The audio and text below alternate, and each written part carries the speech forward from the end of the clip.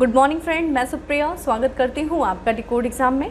Friend, आज daily current affairs की class में हम डिस्कस करेंगे 27 एंड 28 सितंबर, यानी कि आज की क्लास में हम 2 दिन के करंट अफेयर्स को डिस्कस करने जा रहे हैं। जैसा कि कल की हमारी क्लास ऑफ थी, इसलिए कल का करंट अफेयर्स यानी कि 27 का और 28 यानी कि आज का, दोनों को ऐड करके आज की क्लास में हम डिस्कस करेंगे। इसलिए फ्रेंड, जो फैक्ट्स ऑफ द डे है उनकी संख्या थोड़ा ज़्यादा होगी, क्योंकि 27 के जो फैक्ट्स थे उनको भी आज की क्लास में ऐड किया गया है। इसलिए पेशेंस के साथ तो कोऑपरेट करिएगा, क्योंकि आपके लिए वो काफ़ी ज़्यादा इंपॉर्टेंट है। तो आइए स्टार्ट करते हैं आज की क्लास। और आज की क्लास में हमारा पहला प्रश्न है कि the global startup ecosystem report 2021 में शीर्ष 30 वैश्विक स्टार्टअप इकोसिस्टम में भारत का कौन सा शहर शामिल है। तो देखिए यहाँ पे ऑप्शन क्या दिया है, मुंबई, बेंगलुरु, चेन्नई या फिर दिल्ली।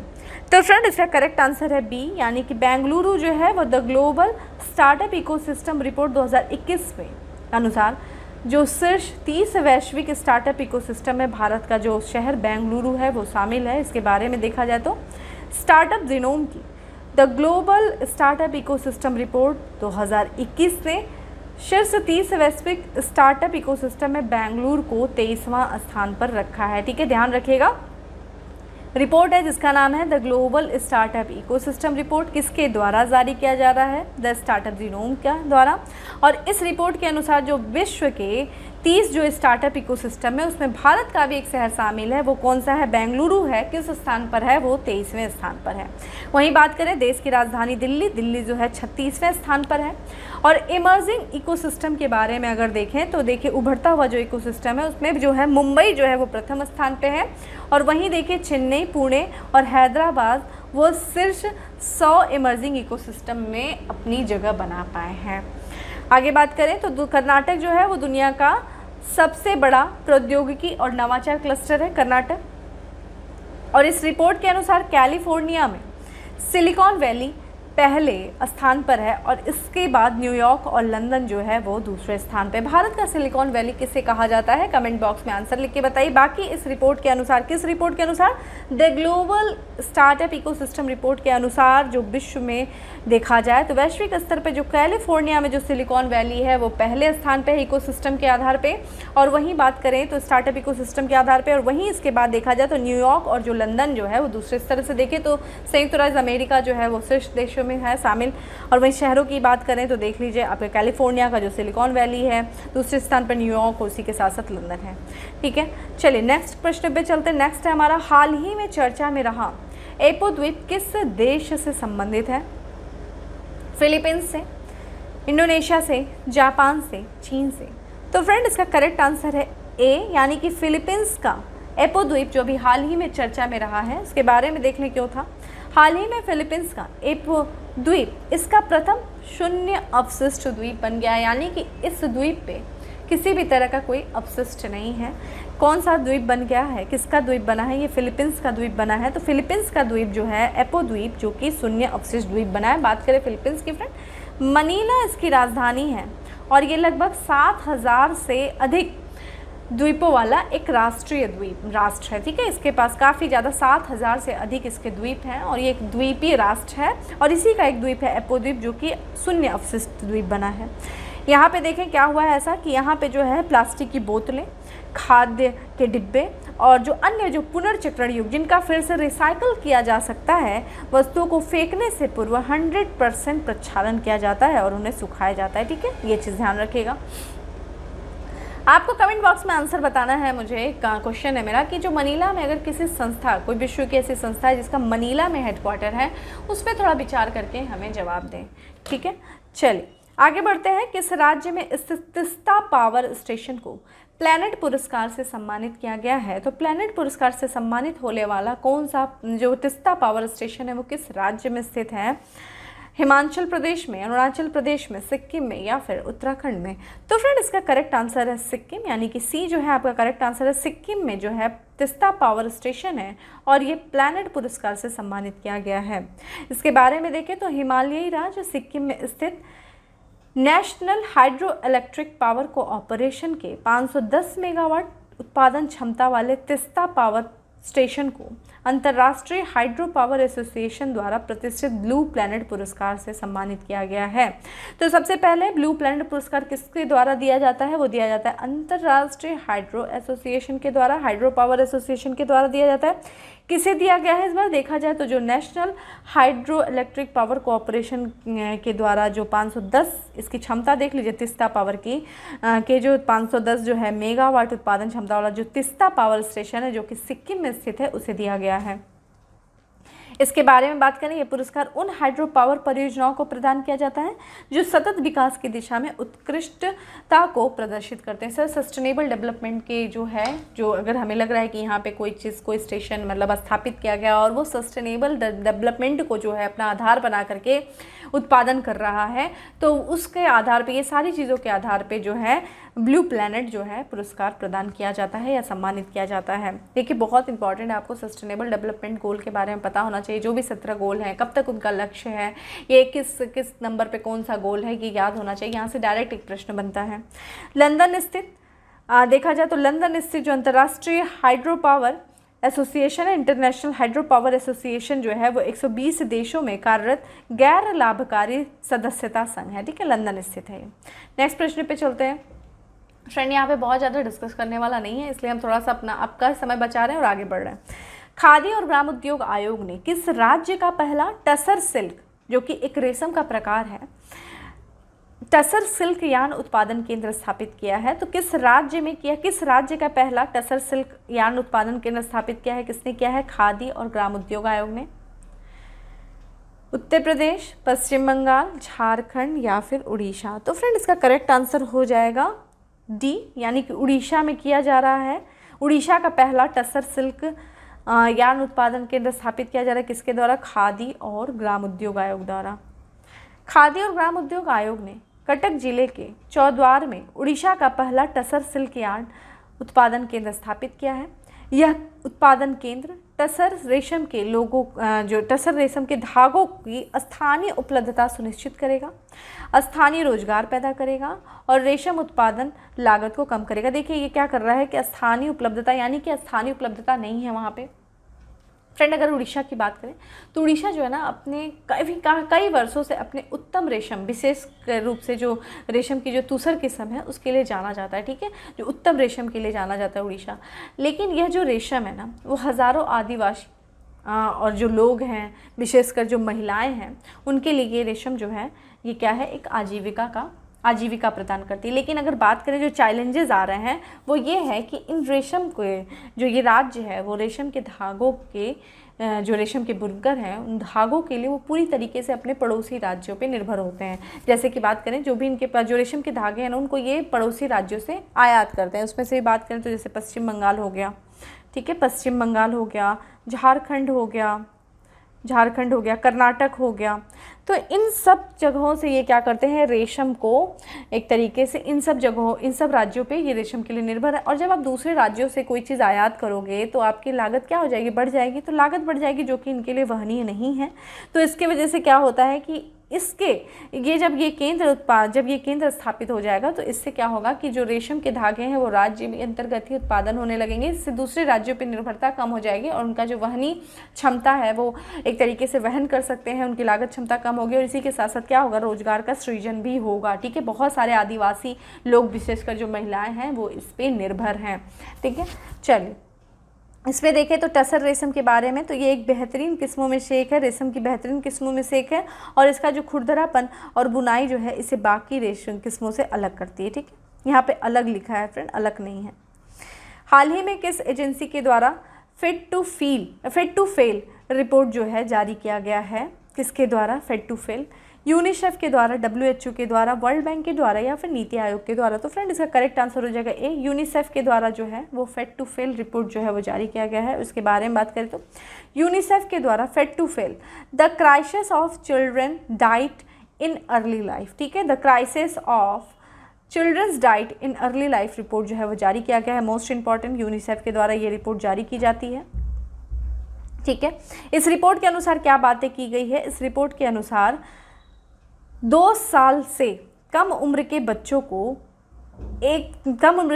को वह भोजन या पोषक तत्व नहीं मिल रहा है जिनकी उन्हें अच्छी तरह से बढ़ने के लिए ज़रूरत है। देखिए बहुत बड़ा एक चैलेंजिंग है, बहुत बड़ी चुनौती है कि अगर एक 2 साल के बच्चे को, जो बच्चा है जिसको पोषण आहार की सबसे ज़्यादा आवश्यक है उसके शारीरिक विकास के लिए, उसके मानसिक विकास के लिए, वो उसको नहीं प्राप्त हो रहा है तो इसका कितना नकारात्मक प्रभाव पड़ेगा। फ्रेंड अगर बात करें जो जीवन के 2 वर्ष होते हैं, ठीक है, जो बच्चा पैदा होता है और जो बच्चे का जो 2 वर्ष तक की आयु जो होती है ना, बहुत ज़्यादा ज़रूरी होती है। और इसी दौरान अगर बच्चे के विकास में जो उसको जो खुराक चाहिए, जो पोषण चाहिए, अगर उसको ख़राब पोषण मिल जाता है तो देखिए उससे क्या क्या चीज़ें होती हैं। उससे क्या होगा, उसकी जो शरीर का जो ग्रोथ है ना वो प्रभावित होगा। जो तेज़ी से बढ़ता शरीर है, जो दिमाग है, उस पर क्या होगा, नुकसान होगा। दिमाग, शरीर पे नुकसान होगा तो दिमाग पे नुकसान होगा। और आपको अच्छी तरह पता है, आपने कहीं सुना होगा कि स्वस्थ शरीर में ही स्वस्थ मस्तिष्क का विकास होता है। जब आपकी शरीर स्वस्थ रहेगी तभी आपका मस्तिष्क भी विकास करेगा। लेकिन यहाँ पे अगर जो बच्चा ग्रोथ कर रहा है, जो बच्चा बढ़ रहा है, जो विकास कर रहा है, उसको पोषण आहार ही नहीं मिल रहा है तो उसका शरीर प्रभावित हो रहा है, उससे उसका विकास प्रभावित, मस्तिष्क का विकास प्रभावित होगा। और अगर बात करें फ्रेंड, अगर आपका मस्तिष्क का विकास प्रभावित होगा, आपका दिमाग नहीं विकास कर रहा है तो आपकी देखिए स्कूली शिक्षा प्रभावित होगी उससे, ठीक है। स्कूली शिक्षा प्रभावित होगी तो आपको रोजगार नहीं मिलेगा, ठीक है। अगर आपकी अच्छी स्कूली शिक्षा नहीं है, आपका मस्तिष्क का विकास नहीं, तो आपका रोजगार प्रभावित होगा। तो इस तरीके से देखें तो आपकी नौकरी की संभावना जो है वो कम हो जाएगी। और जब नौकरी की संभावना, तो उससे आपका पूरा भविष्य प्रभावित होगा, ठीक है।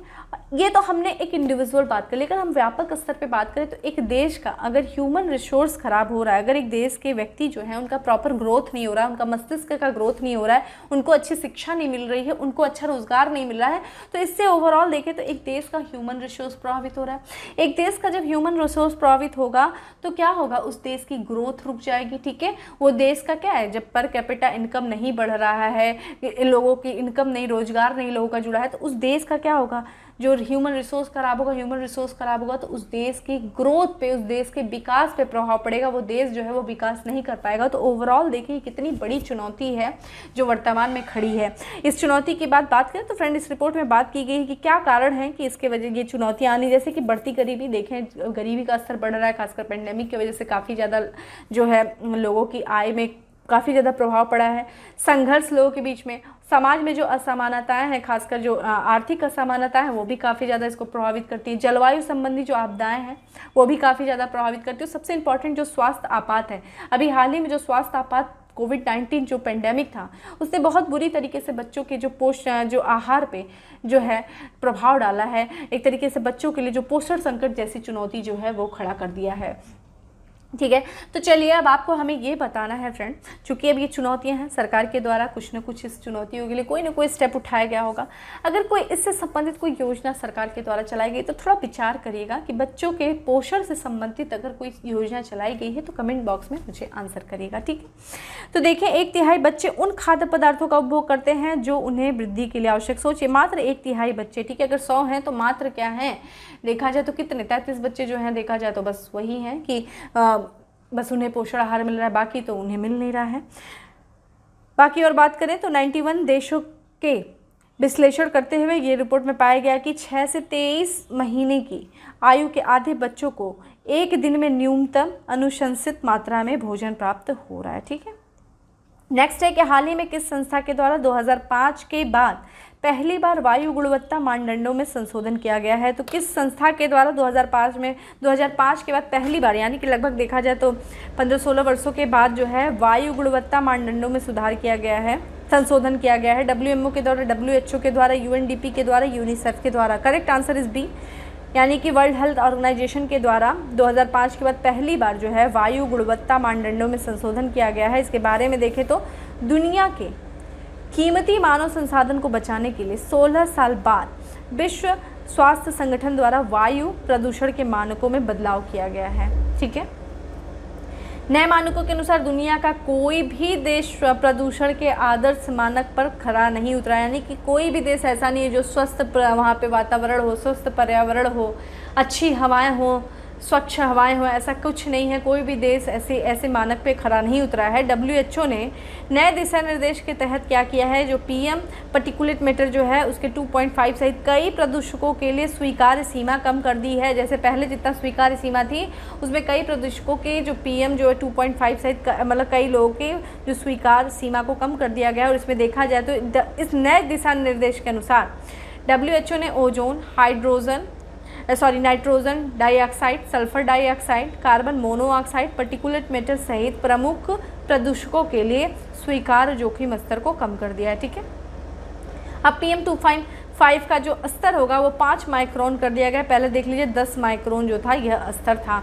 ठीक है, तो देख लीजिए कितना जो है एक तरीके से अगर फ्रेंड वायु प्रदूषण की बात करें तो ये हर साल कम से कम 70 लाख लोगों का, ठीक है, 70 लाख लोगों की समय से पहले मृत्यु का कारण बना हुआ है। ठीक है, कौन? वायु प्रदूषण। और अगर वहीं भारत की बात करें, भारत के सामने तो बहुत ही ज़्यादा चुनौती, क्योंकि भारत जो है वो दुनिया के सबसे प्रदूषित देशों में से एक माना गया है। अब समझ लीजिए कि कितना ज़्यादा इसके वजह से वायु प्रदूषण से भारत में हर वर्ष कितने लोगों की मृत्यु होती होगी, वो आप सोच सकते हैं कि जो इस तरीके से वायु प्रदूषण, खासकर वायु प्रदूषण में सबसे ज़्यादा बात करें तो दिल्ली जो है देश की राजधानी सबसे ज़्यादा प्रदूषित। इन सबको ध्यान में, तब ये सारी चुनौतियों को ध्यान में रखते हुए WHO ने क्या किया कि इसमें संशोधित किया, और जो संशोधित जो दिशा निर्देश है वो देशों पे भी बाध्य नहीं किए गए, लेकिन देशों से एक उम्मीद की जा रही है कि जो वो कंट्रीज़ हैं वो इस वायु प्रदूषण को कम करने के लिए जो अपने यहाँ पे जो जीवाश्म ईंधन है ना, जीवाश्म ईंधन को और जीवाश्म ईंधन में जो सर्जन हो रहा है उसमें कमी लाने का प्रयास करें, उसके लिए प्रोत्साहित किया है WHO ने। और देखिए लगातार जो अभी हम लोग लगातार पढ़ रहे हैं कि किस तरीके से इलेक्ट्रिक जो है वाहन हैं उनको बढ़ावा दिया जा रहा है, जगह जगह चार्जिंग पॉइंट बनाए जा रहे हैं ताकि इलेक्ट्रिक वाहनों की बिक्री को बढ़ाया जा सके। तो इन सब चुनौतियों से धीरे धीरे करके इस तरह से निपटा जा सकता है। चलिए नेक्स्ट है हमारा कि वर्ल्ड गिविंग इंडेक्स 2021 में भारत को कौन सा स्थान प्राप्त हुआ है, यानी कि सबसे ज़्यादा जो दान देने वाला इंडेक्स भारत कौन सा? भाई देखें भारत कितना दान करता है। 15वां स्थान है, 16वां स्थान है, 14वां स्थान है या फिर 10वां स्थान है? करेक्ट आंसर इस सी। काफ़ी अच्छा भारत दान करता है, इधर भी जिसकी दानशीलता बड़ी भी है। वर्ल्ड गिविंग इंडेक्स के अनुसार भारत को 14वां स्थान प्राप्त हुआ है विश्व में। और इसके बारे में बात करें तो चैरिटी एंड फाउंडेशन के द्वारा जारी किया जाता है ये रिपोर्ट। कौन सी रिपोर्ट? World giving index. और इस बार वर्ल्ड गिविंग इंडेक्स 2021 में भारत जो है 114 देशों में से 14वें स्थान पे, काफ़ी अच्छे स्थान पे। चलो भैया बहुत अच्छा दान वान करते हैं। और इस रिपोर्ट के अनुसार बात करें तो कोविड-19 महामारी ने दुनिया भर में दान देने के चलन को और बढ़ा दिया। ठीक है, काफ़ी ज़्यादा क्राइसिस थी, कई हाथ आगे हैं लोगों की सहायता करने के लिए।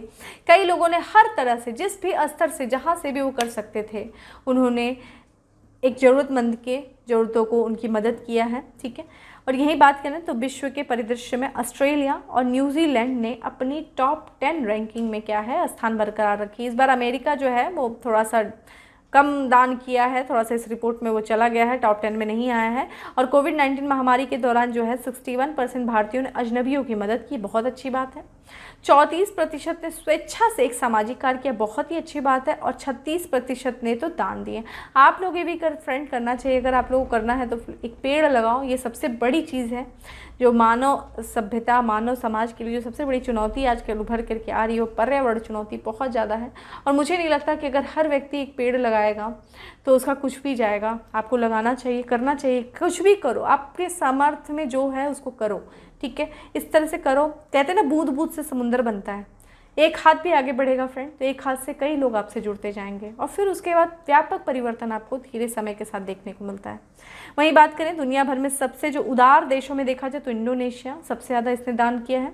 तो इस तरह चैरिटी एंड फाउंडेशन इंडेक्स में सबसे पहला स्थान इसने बनाया इंडोनेशिया ने। ठीक है, नेक्स्ट है निम्नलिखित किस बैंक के द्वारा वित्तीय वर्ष 2025-26 तक सतत वित्त पोषण के लिए भारत में 30,000 करोड़ रुपए का ऋण देने का वादा किया गया है? किस बैंक ने भाई 2025-26 जो वित्त वर्ष है उसके सतत विकास पोषण के लिए 30,000 करोड़ रुपए देने का ऋण देने का वादा किया गया है? किस बैंक के द्वारा? वर्ल्ड बैंक के द्वारा, IMF के द्वारा, ICICI बैंक के द्वारा या फिर एक्सिस बैंक के द्वारा? तो फ्रेंड इसका correct answer is D, axis bank के द्वारा जो है 30,000 करोड़ रुपए का ऋण देने का वादा किया गया है। कब तक? वित्त वर्ष 2025-26 के लिए। क्यों कर गया है? सतत वित्त पोषण के लिए।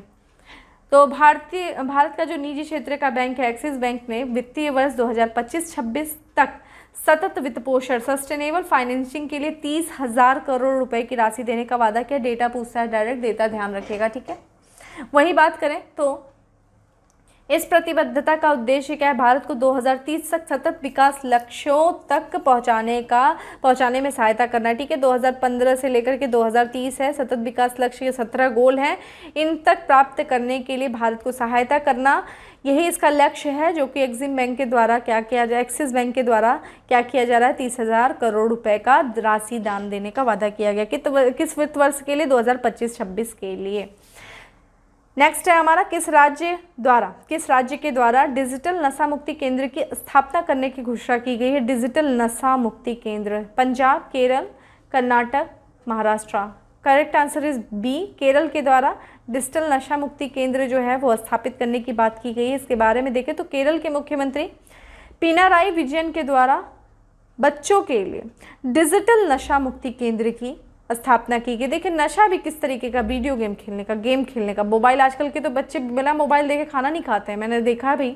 तो ये बड़ी अपने आप में बहुत बड़ी चुनौती है ये, बहुत ही। तो देखिए वहाँ की सरकार के द्वारा, केरल सरकार के द्वारा एक पहल की जा रही ताकि बच्चों को इस चीज़ से छुटकारा दिलाया जा सके और उनको समाज की मुख्य धारा से जोड़ा जा सके। तो इसका स्थापना का उद्देश्य है कि ऑनलाइन गेम्स की आदि बच्चों को समाज की मुख्य धारा में लाना। ठीक है, वो बहुत आइसोलेट होते जा रहे हैं आजकल। देखने बच्चे, आपके भी घर में बच्चे होंगे तो देखो वो कैसे आइसोलेट हो जाते हैं, एक मोबाइल ले लेते हैं, गेम ले लेते हैं और कोने में गेम खेलते रहते हैं, उनको पता ही नहीं है दुनिया में क्या चल रहा है। लेकिन ये बहुत बड़ी चुनौती है, अगर आप सामाजिक नहीं हैं तो आपके सामने बहुत बड़ा चैलेंजेस आने वाला है। तो उनको मुख्य धारा से जोड़ना बहुत, उनके जीवन में व्यवहारिकता का ज्ञान होना बहुत ही ज़्यादा इंपॉर्टेंट है, जिससे बच्चे आज कटते जा रहे हैं। तो इस चीज़ को, इस चुनौतियों का सामना करने के लिए केरल की सरकार के द्वारा डिजिटल नशा मुक्ति केंद्र की स्थापना की गई है। चलिए फैक्ट्स, आज हम क्वेश्चन देख लेते हैं। लास्ट क्वेश्चन है कि किस ग्रुप के द्वारा इंफ्रास्ट्रक्चर पार्टनरशिप और फेलोशिप प्रोग्राम जो है वो शुरू किया गया है? क्वाड ग्रुप के द्वारा, आसियान ग्रुप के द्वारा, SCO के द्वारा या फिर ब्रिक्स बैंक के द्वारा? Correct answer is A, Quad group के द्वारा जो है infrastructure partnership and fellowship programme जो है शुरू किया गया है। इसके बारे में देखें तो क्वाड ग्रुप यानी कि क्वाड्रिलेटरल सिक्योरिटी डायलॉग के द्वारा infrastructure partnership and fellowship programme जो है वो शुरू किया गया है क्वाड ग्रुप के द्वारा। और इस कार्य का उद्देश्य क्या है? ये एक फेलोशिप कार्यक्रम जो है वो देशों के सदस्य देश कौन कौन है? संयुक्त राज्य अमेरिका, भारत, जापान, ऑस्ट्रेलिया। तो सदस्य देशों में जो स्नातक छात्रों को 100 स्नातक फेलोशिप प्रदान करना। ठीक है, तो फ्रेंड इस तरीके से था आज के हमारे क्वेश्चंस। बहुत ज़्यादा उसमें एनालिटिकल क्वेश्चंस नहीं थे, डायरेक्ट फैक्ट्स वाले क्वेश्चंस हैं जो डायरेक्ट आते हैं, इसलिए मैं आपका ज़्यादा समय नहीं बर्बाद की हूँ। जहाँ पे थोड़ा बहुत पॉइंट था कि हाँ वहाँ पे आप समझ करके थोड़ा उसे मेंस में लिख सकते हो, अगर आप मेंस दोगे तो आपके लिए वो अच्छा होगा। ठीक है, बाकी जो क्वेश्चन पूछी हूँ मुझे पता है काफ़ी अच्छा आप लोग आंसर करते हैं, कुछ लोग तो बहुत रेगुलर, मतलब मैं खुद उनसे इतनी ज़्यादा प्रभावित हूँ कि मैं नहीं बता सकती, बहुत मुझे अच्छा लगता है।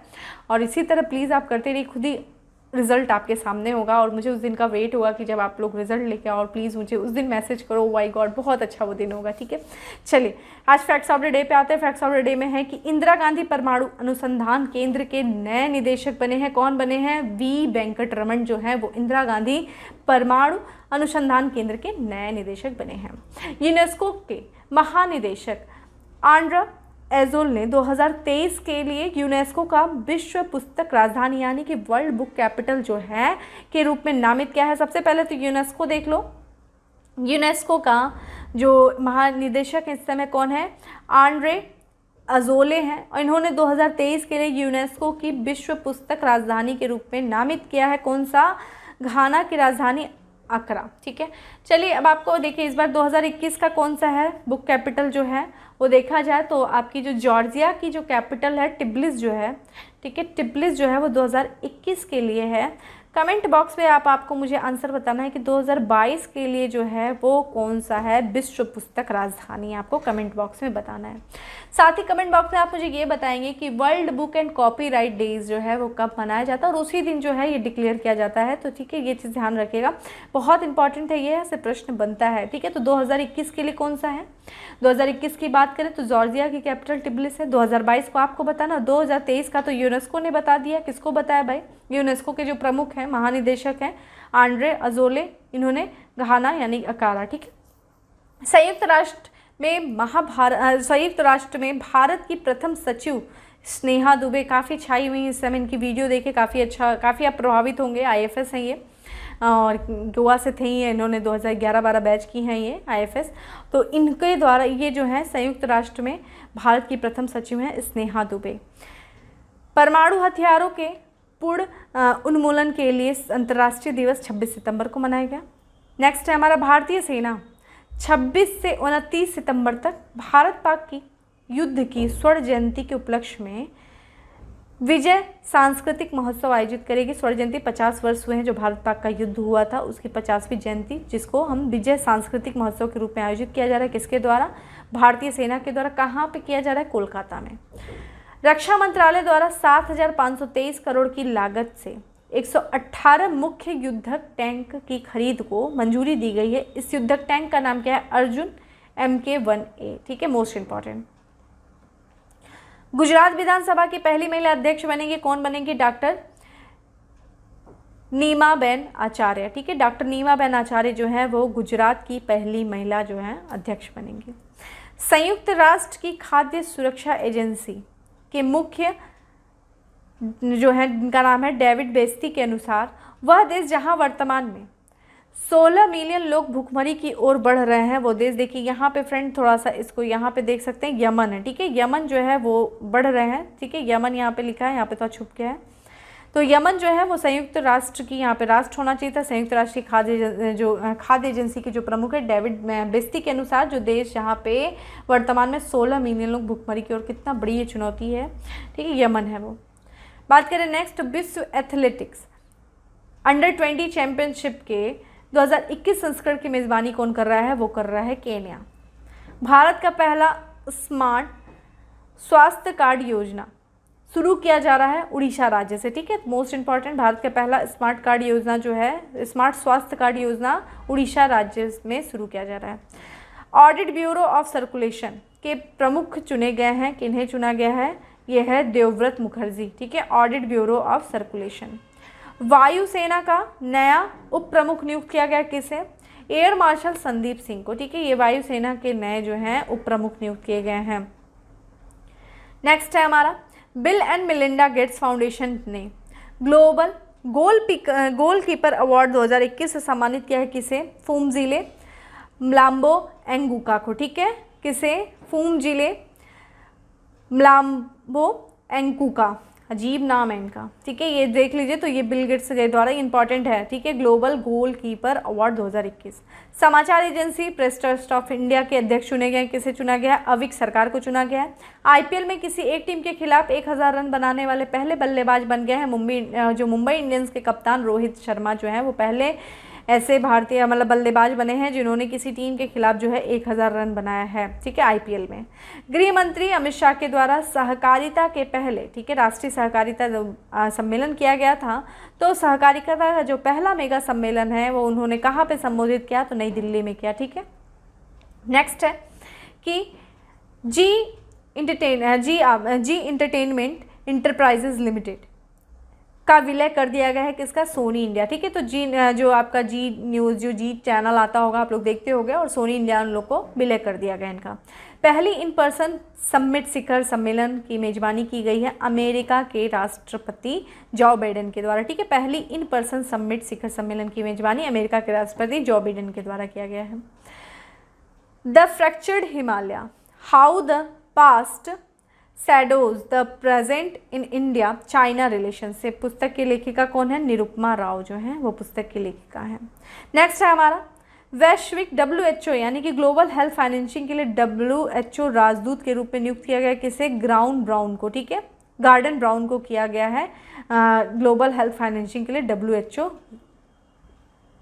राजदूत के रूप में नियुक्त किया गया है।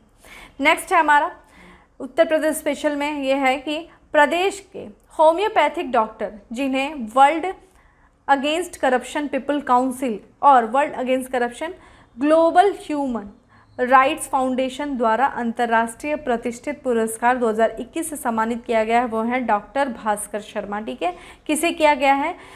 जो प्रदेश के जो होम्योपैथिक डॉक्टर हैं इनको वर्ल्ड अगेंस्ट करप्शन के द्वारा ग्लोबल ह्यूमन राइट्स फाउंडेशन द्वारा अंतर्राष्ट्रीय प्रतिष्ठित पुरस्कार से सम्मानित किया गया डॉक्टर भास्कर शर्मा को। शूटिंग रेंज का निर्माण किया जा रहा है कहाँ पे, मेरठ में किया जा रहा है। नेक्स्ट है हमारा प्रदेश की परिषद जहाँ ऊन मधुबन केंद्र भवन के निर्माण का प्रस्ताव पास हुआ है, वो कहाँ पे है देखा जाए तो आपका देखा जाए तो ये आप संजय गांधी जो पीजीआई आयुर्विज्ञान संस्था है वहाँ पे, ठीक है, मधुबन केंद्र लखनऊ में। 18 अगस्त 2021